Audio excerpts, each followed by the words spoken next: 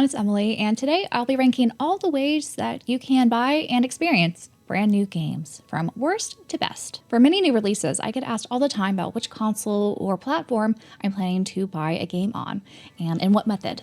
And because we do a lot of physical media on this channel, you may guess kind of what my preferences are. But there are many nuances I wanted to get into this video, so I came up with this kind of process to hopefully convey how I think about these questions, because I know for many of us, there's so many different ways to buy and experience these games, it can get a little overwhelming.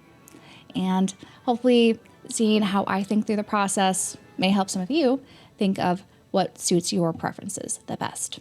So let's get on to it. I made this little tier making list here, as you can see. I wouldn't say all 8 of these categories, even though 2 of them are kind of the same, but I have them separated for a reason we'll get into. But for the rest of these 8 categories, I'm going to be using kind of 2 different measurements that really help me place them on this S through F tier. And that is the convenience of the game, like how is it high or low convenience in order to access them. And the second one is ownership. So as a strong advocate for physical media on this channel, gaming ownership is something that does matter to me. Now, it may not matter to you, and that's perfectly fine, but that's kind of my thought process mostly when it comes to ranking these. And the other big thing obviously missing from here are platforms. Like, I don't have the Switch 2, the PS5, or PC or Xbox listed here. I will go into those nuances when we get to, some of these little categories that will include that information. But for now, let me pick out the one that's probably going to be the lowest rank, not just on my list, but probably everyone else's list, and that is cloud streaming. So on my 2-way grid, there is a certain convenience level when it comes to cloud streaming. You don't actually have to go anywhere and buy it. You just plug it in and hope it works. But the convenience factor only helps so much as long as you have really good internet access and, there's no down servers in order to access that game. So convenience-wise, it has a couple points, but honestly, it's still not an ideal way to experience games, because most people, I would say, do not have world-class internet speeds and, dedicated servers that these cloud-streamed games are on. So we're going to rank this one an F. And while we're down here, I want to probably pick out another one that I don't really like myself. And that's mostly because I find this method more of a rental that could get very expensive, especially if you use it long-term over time. And that is the library subscription model. And I really don't like it when games are only available on these library subscription models, especially for games that, are not just a one-off game that you want to, test out and try. Now, when I'm talking about subscription libraries, I'm not including really MMOs here, which also follow a subscription model. It's kind of the same thing, but really that's your only way to experience MMOs. So I'm not really including that in this category because of that. If you like MMOs, and you're more than willing to pay a subscription fee every month to play them, I think that's great. For me, though, I mostly play single-player games and not online server dependent games. So when I think about subscription libraries, it's mostly access to many single-player sort of experiences. And I think this is probably a good way if you want to test out, multiple games. Depending on how rich that library is. We've seen kind of what's happened with Game Pass as well as PS Plus. They kind of, remove many games and make it, I think there's kind of less incentive to become part of that ecosystem of that subscription model for those services, at least from what I could tell. And really, I think it's just preference at the end of the day. I think these subscription models are probably best suited for someone who hasn't been experiencing a lot of new releases recently and want to get back into gaming, and maybe just have it for a month or two, just to really get a good idea about, which of those games they want to test out, suits their kind of preferences, or get a good bargain for whatever that subscription price they paid for in that time. I think that's great. For me, that doesn't really suit my gaming lifestyle. I kind of play longer running games, and I don't really want to be roped into a long-term subscription model that just extends the life of these rentals, and you sometimes end up paying more than the games that you're actually playing on there is worth. So in terms of convenience, subscription libraries, very convenient. You just have a ton of games at your fingertips. If you have really slow download speeds, maybe not as convenient, but assuming you have fairly good internet, probably very convenient. And a lot of those you can also play offline, so in case your Wi-Fi is down or something and you have it downloaded already on your system, you should still be able to play them. But ownership is obviously towards the no ownership side of things, right? You don't actually own these games, you're just renting them. So I'll be ranking this one at letter E. So next I'm going to go into the digital side of things. Now there are a lot of different digital options, as you could see here, but I want to kind of pick out and parse out why I prefer certain formats of digital over others. And this will be across console or PC. So basically, DRM-free digital, I think, is S-class. It's the best type of digital you could have. Also, one of the best formats you could have when buying games. The reason for this is because it's not tied to any sort of installer or site. You could actually export these games and launch it on its own installer. That way, you actually own that game. So this is very high on my ownership grid here. And it's also highly convenient. You could download if you get it from GOG, or sometimes certain Steam games are also DRM-free. Not all of them, but some of them. You could have it installed on a USB drive if you want to have an actual physical item to have your game with. And you could always, design some box or something around a USB if you really wanted to. But you have options, right? Because you actually own this game. No one's going to take it away from you. No one's going to delist it. For some reason, Steam or some of those other console platforms, you're not able to download the game again if it goes defunct or something. If you've, downloaded it offline in the time that you purchased it, it's yours forever. So I do think DRM-free digital is S tier. It's great. As someone who has been gaming on my PC for the past year or so it's definitely my preference for digital.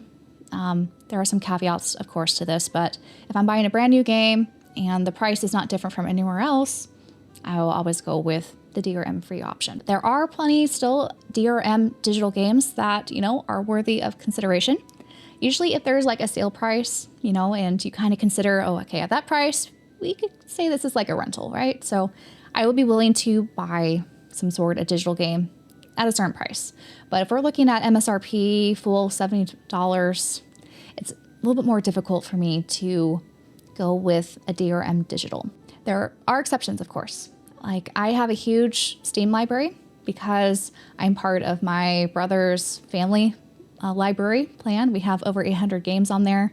He's been using Steam for decades now. So I do like Steam, even though a lot of those games on there are not DRM free. But how they make it so that if you're doing say online multiplayer games, you don't have to pay an online service fee in order to play with other people online. There's also no service fee if you want to share your library with family members. So it's been very convenient in that regard. So there are some new games that I do go with Steam for that reason. When it comes to consoles, I really don't like buying digital games on consoles. Now, there are plenty of, console storefronts that have been around for a while. Not as long as Steam, to be clear. They're not quite as, tested as Steam's online library format. But there is some indication that maybe some of the modern console storefronts will be longer lasting than their counterparts a couple generations ago, because we have definitely seen some of those storefronts, close and come up with a new one.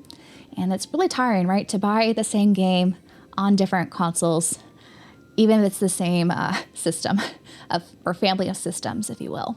My preference really is not to go console unless it's a first-party exclusive, and that's the only way you could buy it. And there's no other really better option. Again, I'm kind of torn. Maybe I should split this into console versus PC. PC DRM digital, I'm more okay with, again, because I'm already baked into the Steam family share library plan.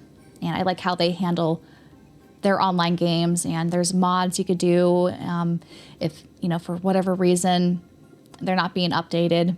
That is my preference. So to kind of make this in the middle, I would probably do Steam as a B and then console digital as a D. So in the middle will be a C. We're going to put this at a C. But again, with my own little caveat there. So now let's get more into the controversial ways to buy games. First with code in the box. Now, I think this one is, again, universally panned, but all it really is a physical version that you could buy at retail locations, a DRM digital option.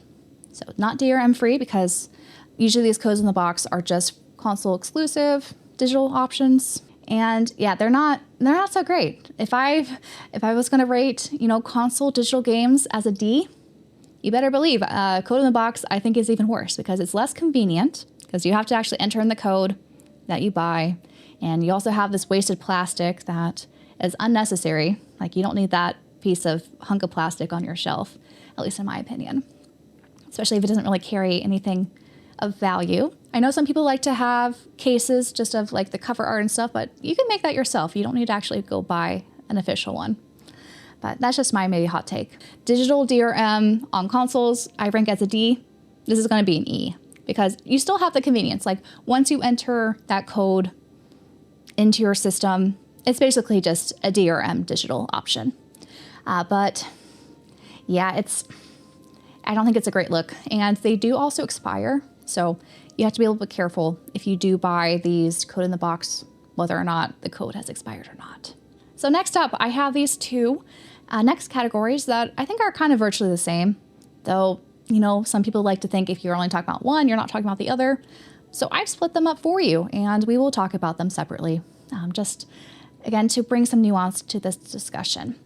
So first up is game key cards. So game key cards were introduced with the Nintendo Switch 2 systems, and it's basically a little physical cart that you put into your Switch 2, and it reads whether or not you have permission to access a digital format for that game. When looking at the convenience versus ownership side of game key cards, there is some value of ownership to it. You can buy or sell the game at any time, but you have to have an internet connection to download the game for the first time on a console. And if you decide to restart or have a brand new console, you're going to have to do that download process over again. The internet requirement makes it so that you do not have full ownership of the game because who knows in the future what may happen. So in this case, it's not full ownership, but partial ownership, let's say, just to be kind. And the other thing when it comes to convenience, it's not convenient, right? Physical media, you have to, insert this into your console every single time. If you want to switch out games that are also physical, you're going to have to, leave it and all that. You can't just pull up the game on your console and play because it doesn't have the convenience factor of digital. And also because it doesn't really give you true ownership, I'm going to say this is almost on par with console DRM digital. Maybe a little bit less, because I think instead of going out trying to buy a game key card and, trying to sell it or something if I don't like the game, or because really I don't sell that many games. So there's not a lot of games that I would do that for. And I also don't have anyone else really to, give my game key card to borrow it. So for me, it's an inconvenience to have it. And I just don't see the reason to have that. I'd rather just buy the game digitally. So I would put it as a D, but again, kind of under DRM digital for consoles.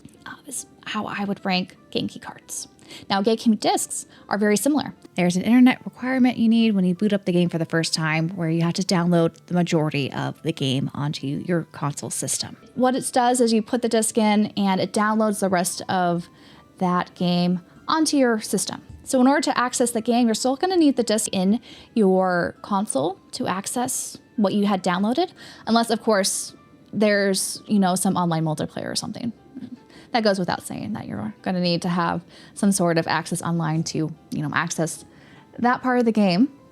So I do think that game key discs are a little bit better than game key cards because at least there's some data usually on the disc. It's not totally useless. But again, I don't like them. I don't think they're great. I would not personally buy them if I had a choice. So I think those are also going to go in the D range. Between game key cards and game key discs, I would just rather buy the game digitally if I wanted to play it. That's just my preference, though. Okay, so now with all that out of the way, I think, again, the true champion that is on the same par, really, as DRM-free digital options is True Physical. I really like true physical games. I like tangible items that actually have the full game information on the disc or the cart. And, you just plug in and play. There's no hoops to jump through. You could sell or trade if you wanted those games. Really, the ownership part, I think, is what matters. There's not as much convenience, maybe, as DRM-free digital options. So I guess you can, in a way, say it's not as good as maybe something on GOG. But again, it comes to preference, like, right? Do you want to play these games on a console that maybe have better specs than your PC, vice versa? Do you like where your consoles are situated, like in your TV setup versus, on PC, you usually have to either play it through a Steam Deck or sitting down on your computer. We all have different gaming preferences at the end of the day. And I think for me personally, true physicals and DRM-free options are ideal, but as a big collector, I do like having those physical, tangible items because they just remind me of my games, even when I'm not playing the said game. So I do like them on my shelf personally. So true physicals are probably my number one, with a close number two being DRM-free digital. And I'd like to take a moment to thank all of my channel members who help make videos like these, as well as my live streams possible. And a huge shout out to all of my Orbment architects, Dr. God, Trin, Night Noctum, George, Joe, Champagne Sherpa, I am Aki, and Dan. Thank you so much for your support. So this is kind of the gist of how I would rank, how I like to access and buy brand new games. And I guess now I'll get into my preferences when it comes to platforms, because I get this question all the time. Am I going to be buying a new game on the PS5, on the Switch 2, on the Switch 1, Xbox, even though I don't have an Xbox, sorry. Xbox fans. I don't own that. And also on PC. So all this kind of just stems from what I mentioned before in my ranking system, right? I love true physicals. That is my preference for mostly buying brand new games, just as long as all the game data is on the disc. The caveat is what happens if they have a pretty substantial patch you have to do, like on day one or something. For me, as long as a game is perfectly serviceable on the disc, I would prefer buying the true physical, even if it does require some patches to make it run a little bit better. It's not ideal, but I do value physical media, and so I'm going to keep supporting physical media. And right now, it does seem like the PS5, especially for third-party games that I tend to buy, because I buy a lot of JRPGs from third-party developers, they seem to be the best fit for PS5 physical discs. That's just the platform I tend to buy on. And when it comes to price tags, it seems like the Switch 2, whenever there is a true physical, it tends to be a little bit more expensive compared to the PS5 counterpart. So I do like how it's not quite as expensive. And the PS5, at least in my experience, a lot of those games tend to run better on the PS5 than the Switch 2. That's not to discount the Switch 2. I think it's great that a lot of Nintendo Switch owners get to play and experience a lot of modern games in their console of choice.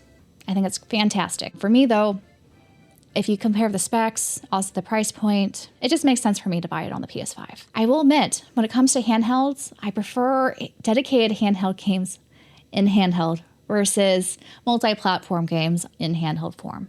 That's just my preference. I think it's great for others who, they don't have as much time, or it's just more convenient for them to play in handheld. I don't have a PS Portal, and I haven't really been playing on my Switch much because I've been mostly playing on my PC and also streaming on my PC. Which I guess leads me to, I do still buy games on GOG and on Steam. And I find that avenue, again, mostly because it's convenient to not only take advantage of my high-powered gaming PC, but also to kind of contribute to my family's shared Steam library. And it's also just so much easier to stream games on PC versus trying to get a capture card to work and all that. So if I'm planning to play a game on stream, I'm always going to go with the PC version right now, just for convenience sake. And that may make it so that I double dip on games. So if I'm streaming a game that I purchased on GOG or Steam, and I really like it, and there's a physical version that is a true physical, I'm going to go buy the true physical because I do like having an archive and a library of games on my shelves, especially games that are my favorite. Sometimes I wait, for the sales, and I've been doing that for a couple of them.